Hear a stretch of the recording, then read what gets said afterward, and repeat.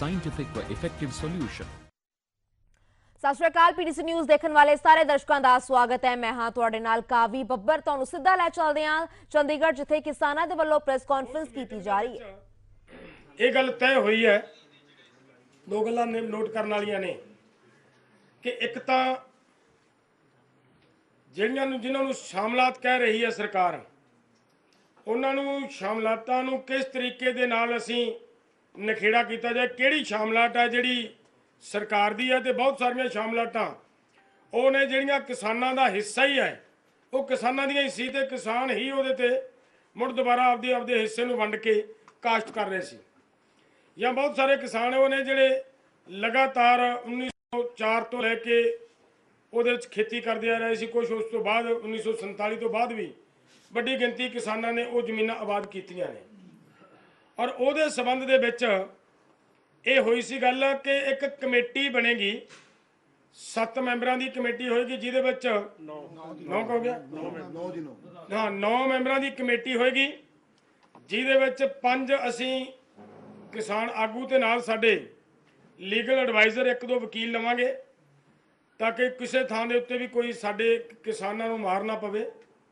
ਔਰ ਉਹ ਕਮੇਟੀ ਨੇ ਇਹੀ ਤੈਅ ਕਰਨਾ ਹੈ ਕਿ ਕਿਹੜੀਆਂ ਜ਼ਮੀਨਾਂ ਕਿਸਾਨਾਂ ਦੀਆਂ ਨੇ ਤੇ ਕਿਹੜੀਆਂ ਜ਼ਮੀਨਾਂ ਸਰਕਾਰੀ ਨੇ।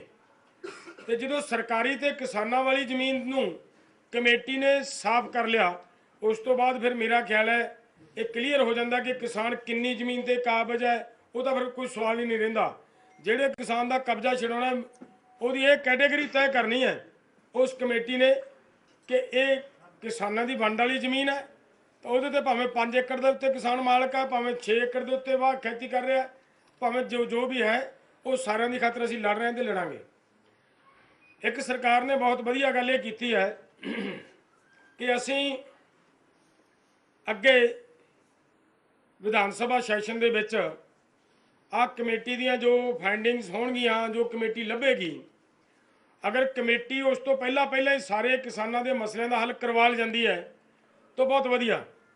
ਅਗਰ ਕਮੇਟੀ ਤੋਂ ਕੋਈ ਗੱਲ ਰਹਿ ਜਾਂਦੀ ਹੈ ਕਿ ਉਹ ਵਿਧਾਨ ਸਭਾ 'ਚ ਕਰਨ ਵਾਲੀ ਹੈ, ਤਾਂ ਉਹਨਾਂ ਨੇ ਵਿਸ਼ਵਾਸ ਦਵਾਇਆ ਮੰਤਰੀ ਜੀ ਨੇ ਕਿ ਅਸੀਂ ਉਹਨੂੰ ਵਿਧਾਨ ਸਭਾ ਦੇ ਵਿੱਚ ਵੀ ਲਿਜਾ ਕੇ ਹੱਲ ਕਰਾਂਗੇ। ਇੱਕ ਵਧੀਆ ਗੱਲ ਇਹ ਆਈ ਹੈ ਕਿ ਵਿਧਾਨ ਸਭਾ ਦੇ ਵਿੱਚੋਂ ਇਹਨੇ ਹੱਲ ਹੋਣ ਵਾਲੀ ਹੈ, ਸਾਨੂੰ ਵੀ ਪਤਾ ਹੈ। ਦੂਸਰੀ ਗੱਲ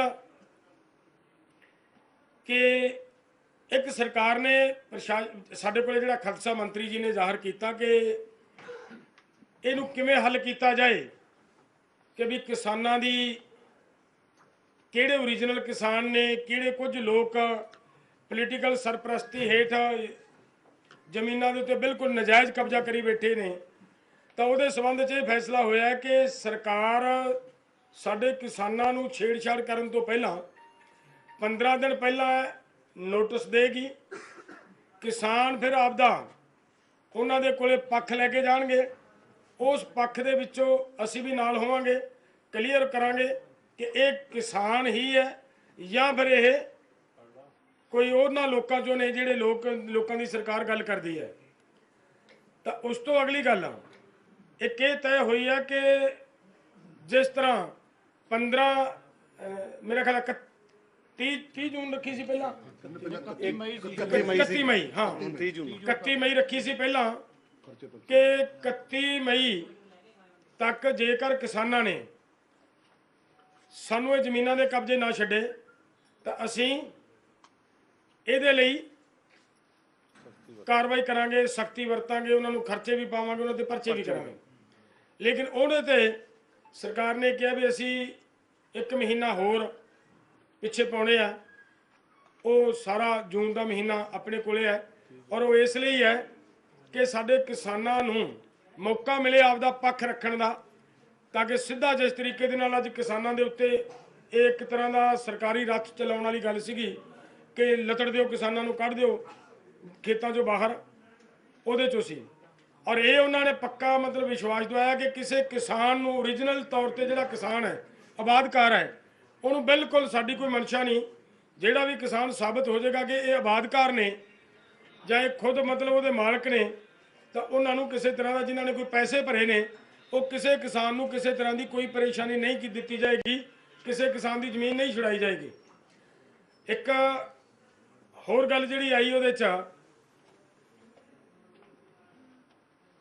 ਇੱਕ ਹੋਰ ਆਈ ਸੀ 15 ਦਿਨ 7 ਤੋਂ 15 ਦਿਨ ਕਰਤੇ 7 ਨੋਟਿਸ 7 ਦਿਨ ਹਾਂ ਉਹ ਤਾਂ ਆਪਾਂ ਕਹਿਤਾ ਵੀ 15 ਦਿਨ ਦੇ ਨੋਟਿਸ ਦੇ ਉੱਤੇ ਮਤਲਬ ਕਿਸਾਨਾਂ ਨੂੰ ਦੱਸਿਆ ਜਾਏਗਾ। 2007 ਤੋਂ ਬਾਅਦ ਦੀਆਂ ਜ਼ਮੀਨਾਂ ਪੱਕੀਆਂ ਜਿਹੜੀਆਂ ਤੁਸੀਂ ਪੈਟਰੋਲ ਡੀਜ਼ਲ ਸਸਤਾ ਕਰਨ ਦੀ ਤੇ ਸਬਸਿਡੀ ਦੀ ਗੱਲ ਕੀਤੀ ਇਸ ਮੀਟਿੰਗ 'ਚ, ਉਹਦਾ ਕੋਈ ਹੱਲ ਹੋਇਆ?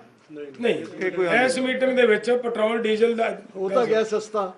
ਇੱਕ ਮਿੰਟ, ਇਹਦੇ 'ਚ ਇਹ ਹੈ ਕਿ ਜਿੰਨਾ ਹੋ ਗਿਆ ਬਹੁਤ ਹੈ। ਇਹ ਜਿਹੜੀਆਂ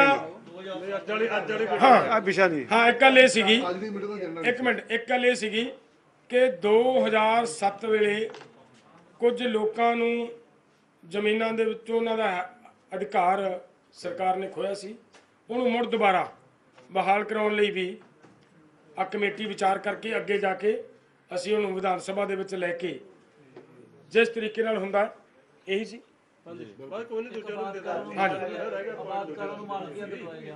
ਆਬਾਦਕਾਰਾਂ ਨੂੰ ਮਾਲਕੀਅਤ ਦੀ ਹੈ।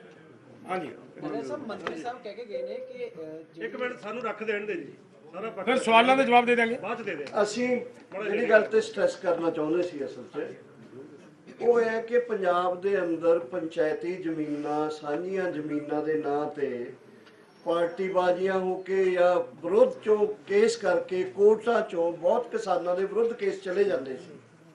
ਉਹ ਕਿਸਾਨਾਂ ਦੀ ਇਗਨੋਰੈਂਸ, ਨੈਗਲੀਜੈਂਸ ਵੀ ਹੋ ਸਕਦੀ ਸੀ ਜਾਂ ਉਹਨਾਂ ਨਾਲ ਧੱਕੇਸ਼ਾਹੀ ਵੀ। ਉਹਨਾਂ ਕੋਰਟਾਂ ਕੇਸਾਂ ਦੇ ਨਾਂ ਥੱਲੇ ਕਿਸਾਨਾਂ ਨੂੰ ਪਿਛਲੇ ਸਮੇਂ 'ਚ ਉਜਾੜਿਆ ਗਿਆ, ਹੁਣ ਵੀ ਉਜਾੜਿਆ ਜਾ ਰਿਹਾ, ਉਹਨਾਂ ਦੇ ਕਬਜ਼ੇ ਖੋਏ ਜਾ ਰਹੇ ਨੇ।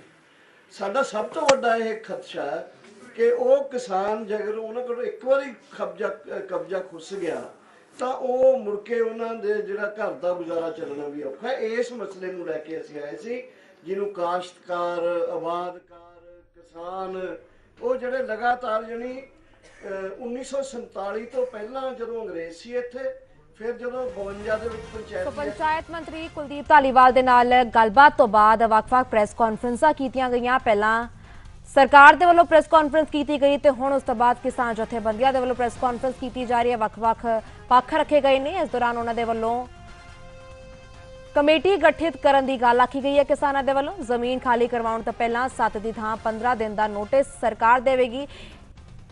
ਇਹ ਮੰਤਰੀ ਕੁਲਦੀਪ ਧਾਲੀਵਾਲ ਦੇ ਵੱਲੋਂ ਕਿਹਾ ਗਿਆ। ਕੁਲਦੀਪ ਧਾਲੀਵਾਲ ਤੇ 30 ਕਿਸਾਨ ਜਥੇਬੰਦੀਆਂ ਵਿਚਾਲੇ ਬੈਠਕ ਦੇ ਵਿੱਚ ਜਿਹੜਾ ਅਹਿਮ ਫੈਸਲਾ ਹੋਇਆ। ਚੰਡੀਗੜ੍ਹ ਦੇ ਵਿੱਚ ਕਿਸਾਨਾਂ ਦੀ ਪੰਚਾਇਤ ਮੰਤਰੀ ਦੇ ਨਾਲ ਮੀਟਿੰਗ ਖਤਮ ਹੋ ਚੁੱਕੀ ਹੈ। ਉਸ ਤੋਂ ਬਾਅਦ ਵੱਖ-ਵੱਖ ਪੱਖ ਰੱਖੇ ਜਾ ਰਹੇ ਨੇ, ਗੱਲਬਾਤ ਕੀਤੀ ਜਾ ਰਹੀ ਹੈ। ਛੋਟੇ ਕਿਸਾਨਾਂ ਤੋਂ ਜ਼ਮੀਨ ਛਡਵਾਉਣ ਦੀ ਮੁਹਿੰਮ ਨੂੰ 30 ਜੂਨ ਤੱਕ ਰੋਕੇ ਜਾਣ ਦਾ ਫੈਸਲਾ ਵੀ ਲੈ ਲਿੱਤਾ ਗਿਆ ਹੈ। ਛੋਟੇ ਕਿਸਾਨਾਂ ਦੇ ਕਬਜ਼ੇ ਵਾਲੀਆਂ ਜ਼ਮੀਨਾਂ ਬਾਰੇ 9 ਮੈਂਬਰੀ ਕਮੇਟੀ ਬਣਾਈ ਜਾਵੇਗੀ, ਇਸ ਦਾ ਵੀ ਫੈਸਲਾ ਕਰ ਲਿੱਤਾ ਗਿਆ ਹੈ। ਸਰਕਾਰ, ਕਿਸਾਨ ਜਥੇਬੰਦੀਆਂ ਦੇ ਨੁਮਾਇੰਦੇ ਤੇ ਵਕੀਲ ਕਮੇਟੀ ਦੇ ਮੈਂਬਰ ਹੋਣਗੇ। ਇਸ ਮੀਟਿੰਗ ਤੋਂ ਬਾਅਦ ਗੱਲ ਰੱਖੀ ਗਈ ਹੈ ਛੋਟੇ ਕਿਸਾਨਾਂ ਦੇ ਕਬਜ਼ੇ ਵਾਲੀ ਜ਼ਮੀਨ ਬਾਰੇ ਵਿਚਾਰ ਕਰਨ ਲਈ ਅਸੀਂ ਕਮੇਟੀ ਬਣਾਵਾਂਗੇ।